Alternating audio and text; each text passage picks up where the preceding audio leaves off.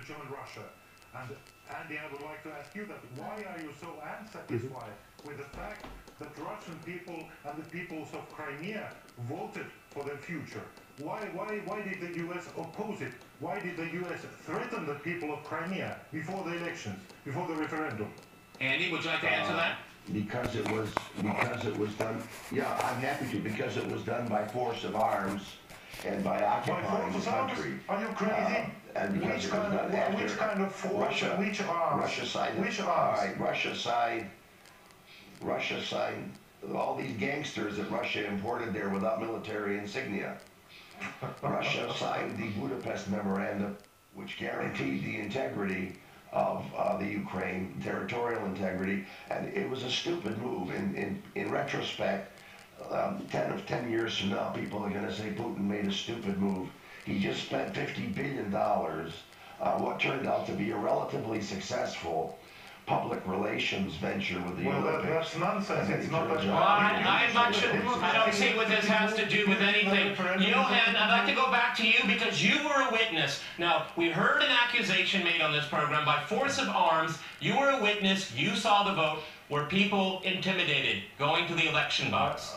I think that Andy is a sad victim of American propaganda because the whole Crimea was extremely peaceful territory.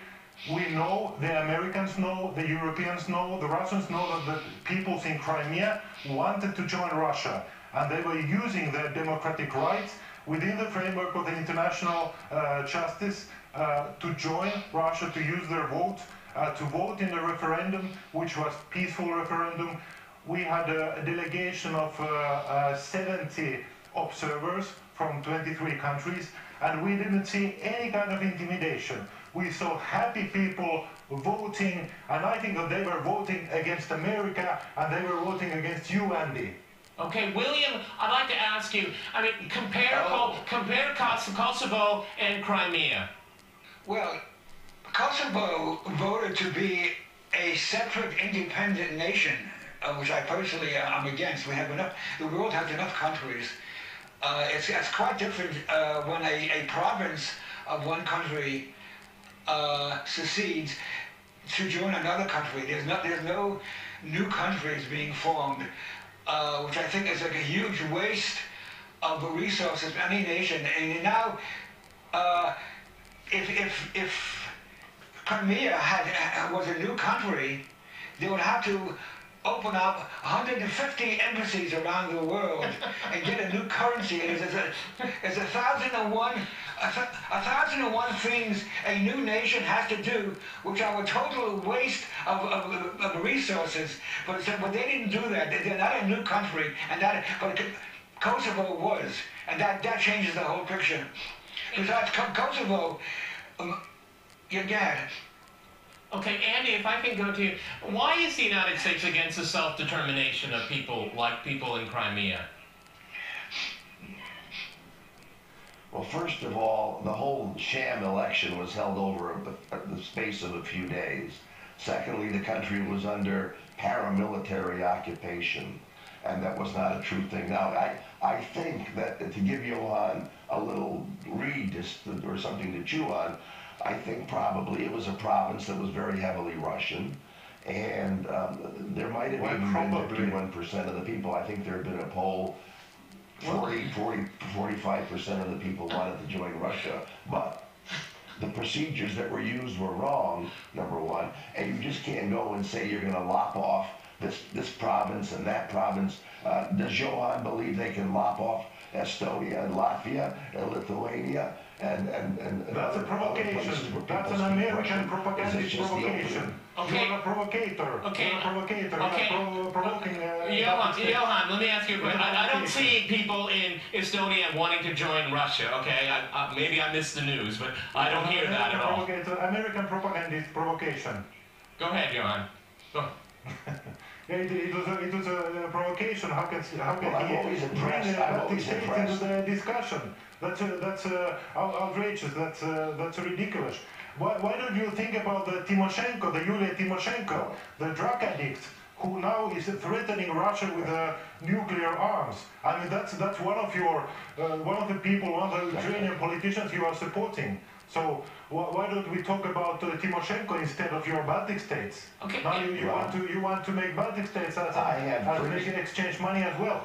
Okay, Andy, how do you feel about the government in Kiev? I mean, does it bother you that some of them are openly fascist?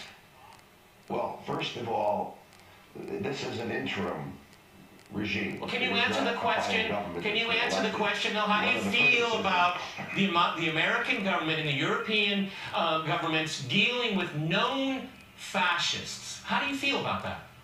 Well, I think you have to ask yourself whether these people that are being branded fascist are being branded that way by the Russians, although they give great credit to American propaganda. Dmitry Yarosh. Do you know the name Dmitry Yarosh? Does that mean anything to you?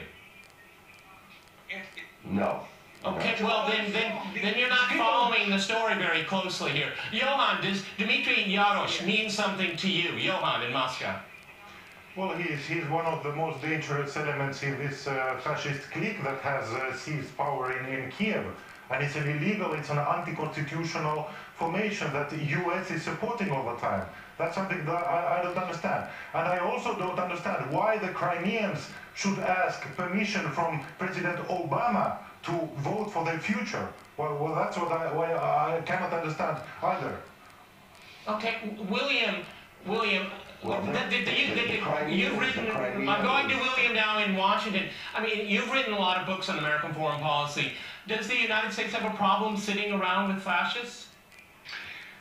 Well, in the past few years, they've been supporting Al-Qaeda-linked terrorists in Syria.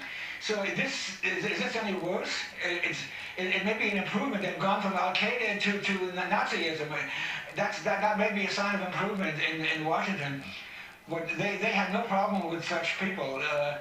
They have been supporting Al-Qaeda, for example, in 5 different wars. I have listed these. In 5 different wars in modern times, the U.S. government has fought on the same side as Al-Qaeda. So they are not too choosy as to who they align themselves with, as long as they can overthrow a government that refuses to be part of the empire. Okay, Andy, if I can go to you, who should pay for Ukraine's woes right now? Because Russia stepped in November to give a $15 billion aid deal. Of course, with events moving forward, they've walked away from that. So the United States and the European Union should pick up the tab? Well, ultimately, the Ukrainians have to pay for their own activities. So they're going to have to structure their economy in a way that integrates it more closely with the free world. And I think that they will eventually do that. Excuse me, no question. Free world? Did I hear the term free world? The free world? Free world? Free world? What is free world? Yeah, free world. I don't think Russia is a free country. Okay, there's elections in Russia, but there wasn't an election for the government that rules in Kiev. There's a lot of irony in that one there. Go ahead, Johan. You want to jump in? Well, yes, it's self-evident that the United States is supporting a fascist regime in the middle of Europe. So it's a huge threat for the security of Europe, for the security of the whole world. And what is happening? The United States is continuing to support the fascist regime. The fascists like Yarosh, they are the favorite puppets of the United States. The U.S.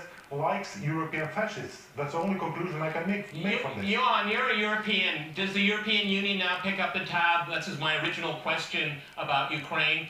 Are you guys going to help pay for it? Well, the public opinion in Europe right now is very much like my opinion. I'm not a dissident in Europe. I mean, we don't like the fact that the United States is supporting a fascist coup and a fascist regime in the middle of Europe.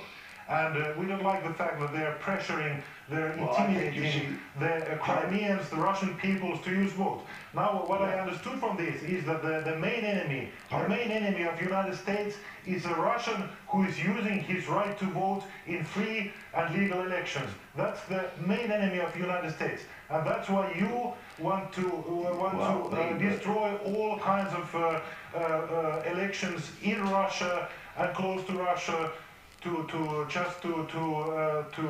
intimidate Russia and Russians. Okay, Andy, how much is this really all about NATO expansion in the end? I don't think it's about NATO expansion at all. I mean, first of all, if you look at public opinion in this country, they feel that Obama bungled the Ukraine situation. He let it get out of hand. So the prevailing opinion in the United States is 180 degrees opposite of what Johan is alleging. Number one, we have Chicago where elections are notoriously corrupt, and Keep going, Andy. Go I mean, ahead. the elections in All right. Crimea were like a, you know, they make Chicago look like an honest place. They So rushed you're everything comparing in a few Crimea to days, Chicago. everything was done. Are you comparing Crimea to Chicago?